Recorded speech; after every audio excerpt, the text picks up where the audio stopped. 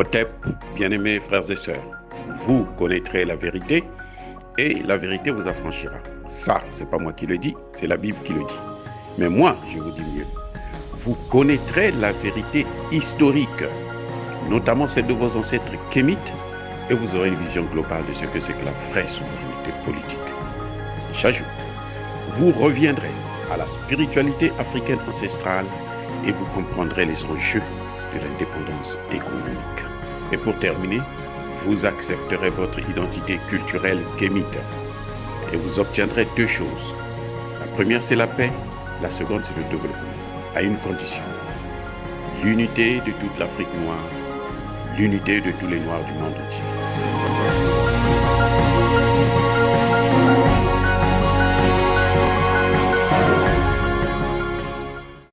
Otep à tous, bienvenue sur la chaîne des panafricanistes par essence, par conviction et par excellence. Celle des citoyens kémites par nécessité et obligation de combat. Nous sommes une chaîne qui n'est guidée que par nos ancêtres et rien que par les ancêtres qui appartiennent à l'égrégore du monde noir. Par conséquent, nous ne croyons en aucun Dieu venu de l'étranger. Toutefois, il nous appartient de préciser que cette vidéo n'est aucunement destinée à inciter à la violence ou à la haine. Nous menons un combat politique, géopolitique et géostratégique contre l'impérialisme, le colonialisme, le néocolonialisme et l'endocoloniat. Et nous le faisons sur la base d'un principe fondamental de nos ancêtres kémites. Ce principe, c'est le principe de la Mahat, vérité, justice. Notre rôle, c'est de vous apporter la vérité afin que justice nous soit rendue. Il s'agit donc d'apporter notre modeste contribution dans cette noble lutte en faveur de la souveraineté, la dignité et l'unité africaine. Et ça, c'est le panafricanisme. Or, bien-aimés frères et sœurs, je l'ai déjà dit le jour même où la Russie a envahi l'Ukraine, que la guerre vient d'éclater entre la Russie et l'Ukraine. Et il faut quand même que nous comprenions un peu ce qui se passe. Parce que c'est une guerre qui peut nous affecter d'une manière ou d'une autre. On a vu lors de la Première Guerre mondiale, les Français venaient prendre les matières premières, piller les matières premières en Afrique pour fabriquer leurs bombes atomiques. Ils sont venus prendre des hommes pour aller combattre, ainsi de suite. On ne sait pas jusqu'où ça va aller, on ne sait pas à quel niveau ça va dégénérer. Donc, nous devons comprendre d'abord ce qui se passe avant de faire des jugements. Parce que malheureusement, quand on écoute les Français, les médias français, francophones, et même américains aussi d'ailleurs, vous n'avez qu'une partie de l'iceberg. Vous avez une demi-vérité. Et nous allons vous apporter maintenant la partie qu'on vous cache, qu'on ne vous a pas dit, qu'on ne dit pas ouvertement. Vous avez quelques rares cas. J'ai entendu Marine Le Pen une fois sortir ces éléments. Nous avons certains journalistes indépendants sortir des éléments clairs sur cette affaire. Mais vous n'entendez pas ça de la bouche des autorités légitimes de la France, par exemple le président Macron, Le Drian, Florence Parly. On nous fait croire que la Russie a tort sur toute la ligne et que c'est elle le diable qu'il faut abattre s'il le faut, si on peut. Oui, alors que les positions peuvent être beaucoup plus nuancées si nous connaissons exactement ce qui se passe. Tout a commencé en 1990, lors de la dislocation ou l'auto-dissolution de l'ex-URSS, parce que l'ex-URSS n'a pas été détruit, disloqué comme par exemple la Libye a été morcelée ou la Yougoslavie a été complètement balkanisée. Non. L'ex-URSS s'est auto-disloqué. C'est-à-dire que les gens ont décidé pacifiquement de ne plus être ensemble, de ne plus appartenir à ce qu'on appelait à l'époque le pacte de Varsovie. C'est là que tout a commencé. Mais bien entendu, il y a eu un travail occidental des pays de l'OTAN pour inciter certains pays à demander justement à ce que cette situation puisse être comme telle. Et donc, Gorbatchev a cédé, mais en cédant, il avait quand même pris une précaution de demander à l'OTAN de ne pas s'élargir au niveau des frontières de l'ex-URSS, des pays qui appartenaient à l'ex-URSS. Malheureusement, c'était un accord verbal. Il n'y a pas d'écrit là-dessus et Marine Le Pen vous le confirmera. Maintenant, qu'est-ce qui va se passer? Dès que l'ex-URSS disparaît, la Russie donc remplace, si vous voulez, puisque c'est elle qui a le droit de veto de l'ex-URSS au niveau des Nations Unies, qui, je vous le rappelle, ont été créés à Yalta, hein, donc en Russie. Bref, que va constater malheureusement les Russes? C'est que dans la tête des pays de la Russie, c'était que, bon, puisque l'ex-URSS a disparu, maintenant nous sommes un seul pays, certes grand, mais un seul pays, on n'a plus les autres États qui faisaient partie de cette grande puissance. Et ce qui a entraîné une menace pour les autres pays, les pays de l'OTAN. Donc, certainement que l'OTAN va aussi se disloquer ou va disparaître pour que les États puissent, les pays puissent être indépendants, chacun puisse assurer sa sécurité, sa souveraineté. Mais non, c'est pas ce qui s'est passé.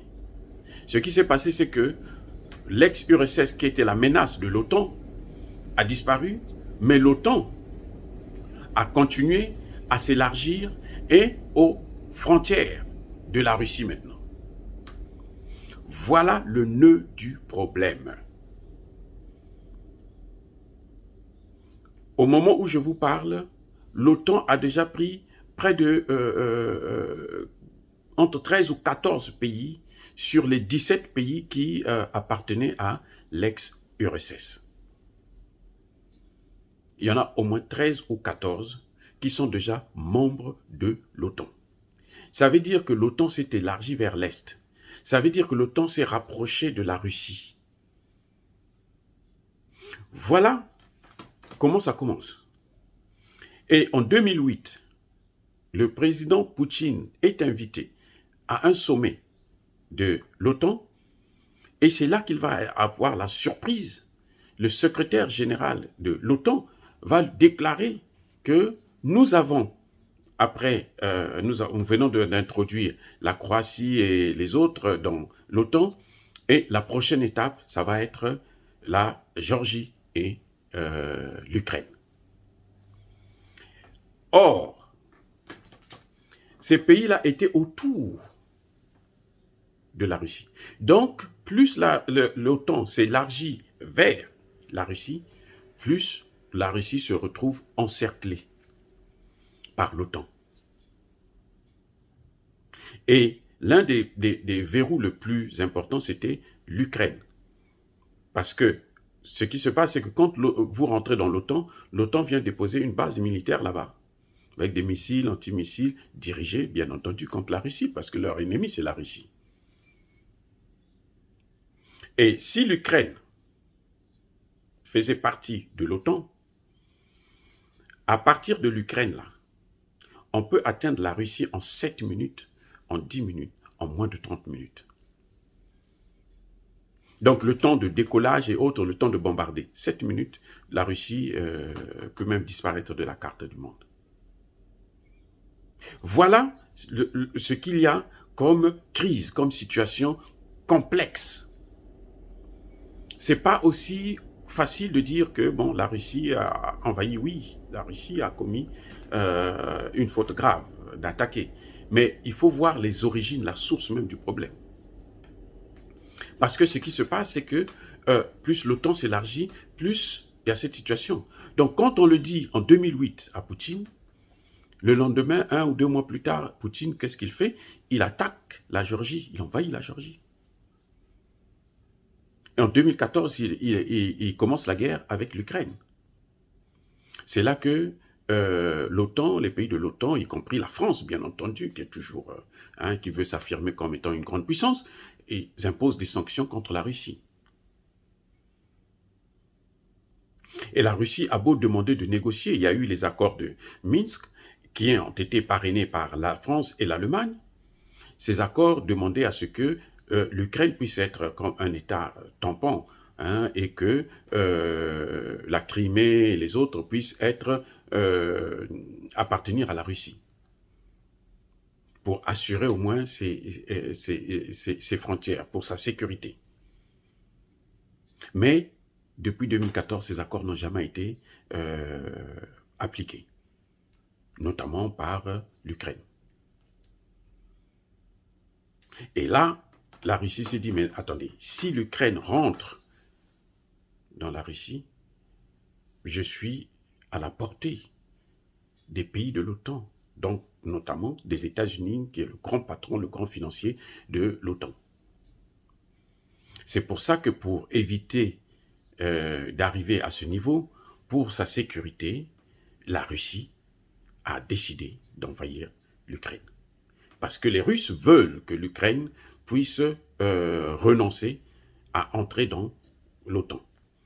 Et c'est pour ça qu'ils ne veulent pas de ce président qui, lui, malheureusement, veut faire partie de l'OTAN coûte que coûte. Il dit, nous sommes souverains. Et d'ailleurs, les pays européens l'ont dit. L'Ukraine est un État souverain. Elle a le droit de faire ce qu'elle veut. Ce qui n'est pas du goût de la Russie. Et la Russie, d'ailleurs, Poutine l'a dit quand vous écoutez son discours, il a dit, mais en Irak, on nous avait fait croire qu'il y avait des armes nucléaires. Et après la guerre, qu'est-ce qu'on a vu? Il n'y a pas d'armes nucléaires. On nous a montré, à l'époque c'était Colin Powell qui est venu aux Nations Unies avec un petit flacon où il y avait une poudre dedans, et il dit que voilà, les armes nucléaires, les éléments qui permettent à fabriquer les armes nucléaires en Irak. C'était faux. Poutine vous ajoute, il dit, mais en Libye, qu'est-ce que l'OTAN a fait? Les pays de l'Organisation des Nations Unies, le Conseil de sécurité avait donné l'autorisation pour aller protéger des populations, pas pour aller tuer Kadhafi, détruire la Libye complètement. Ils sont partis, ils ont détruit, ils ont menti. En Syrie, c'est pareil. En Syrie, les Nations Unies n'ont pas donné une résolution, mais l'OTAN est allé sans la résolution des Nations Unies. Ils sont allés au nom de l'OTAN, ils sont allés faire tout ce qu'il fallait faire. Et à chaque fois, c'est en Libye et en Syrie, c'est la Russie qui vient pour réparer les dégâts. Donc cette fois-ci, la Russie dit, je veux agir par prévention avant que les choses ne s'aggravent pour moi. Mais il ne faut pas oublier que si la Russie est occupée aujourd'hui par les pays de l'OTAN, la Chine sera gravement menacée. C'est d'ailleurs certainement pour ça que la Chine soutient la Russie, peut-être pas dans cette intervention militaire, mais elle soutient la Russie dans le fait qu'elle puisse protéger sa sécurité, parce qu'elle sait que la sécurité de la Russie dépend aussi de sa propre sécurité. Voilà la géopolitique internationale, comment les choses se passent. Donc si vous ne voyez ça que la façon dont France 24, Africa numéro 1 et autres vous le dit, vous ne comprendriez jamais exactement ce qui se passe. Et c'est pour ça que vous avez vu des pays comme la France, ils sont dans l'OTAN. La France décide de fabriquer une armée, ils veulent créer l'armée européenne. Mais vous savez qu'est-ce qu'ils font? Ils viennent essayer ça en Afrique. Ce que vous avez entendu, Takuba, là, c'est l'embryon d'une armée européenne. L'Union européenne veut avoir son armée. Mais eux, ils n'essaient pas ça chez eux-mêmes, Ils ne mettent pas ça en place chez eux, ils viennent mettre ça en place en Afrique. C'est pour ça que je vous ai dit qu'il faut comprendre ce qui se passe. Pour que nous puissions savoir comment nous on peut se mettre à l'écart, parce que nous devons être des non-alignés. Nous avons tellement subi, tout le monde nous frappe dessus, en dehors des Russes qui ne nous ont jamais colonisés au point en esclavage. Mais les Européens, les pays de tous les pays de l'OTAN, là, ce sont des maîtres dans le domaine de l'esclavage, de la colonisation. Ce sont eux qui ont divisé l'Afrique en 1885. Nous devons apprendre ça pour comprendre que pourquoi nous, intellectuels africains, en tout cas panafricanistes, nous demandons à ce que Barkhane puisse repartir avec Takuba en France, qu'il ne puisse pas rester sur notre sol africain, que ce soit au Niger ou que ce soit au Bénin, ainsi de suite. Parce que d'ailleurs, Barkhane l'a déjà prouvé. Lors de leur dernier passage au Niger, ils ont laissé combien de morts? 3, sans compter les blessés. Au Burkina Faso, ils ont laissé aussi des blessés, et des blessés graves. Donc nous devons être au courant de la situation internationale, et c'est pour ça que je vous en parle. On ne peut pas rester loin. Non, nous devons comprendre ce qui est en train de se passer. Ce que l'OTAN veut faire à la Russie, c'est ce que la France fait en Afrique, notamment dans les pays francophones. Savez-vous que nous n'avons pas le droit de changer de monnaie? Vous avez entendu les pays, les dirigeants africains là parler du CFA? Non, ils n'ont pas le droit d'en parler. Parce que s'ils en parlent, ils signent leur arrêt de mort. Mais nous, intellectuels, nous, panafricanistes, nous devrons relever le défi. C'est pour ça que nous vous parlons de ces choses-là. Et il n'y aura pas de développement en Afrique si nous n'avons pas notre monnaie à nous. Et nous, si nous avons des alliances bien solides avec la Russie, ça peut nous aider à nous protéger. Et à ce moment, on peut nous engager vers ces voies. C'est pour ça que je dis toujours que le Centrafrique et le Mali doivent être des modèles pour déjà sortir, parce qu'eux, ils ont la présence de la Russie qui est claire, qui est reconnue même par les Nations Unies, et qu'ils ont une protection pour pouvoir commencer, et ça va faire une tache d'huile. Mais sans ça, nous n'allons que les acclamer et pleurer quand ils vont venir nous écraser. Est-ce que dire ça, c'est inciter à la haine ou à la violence? Non. Nous sommes une force tranquille. Ya Bakolerve, ya Malembe. J'ai dit.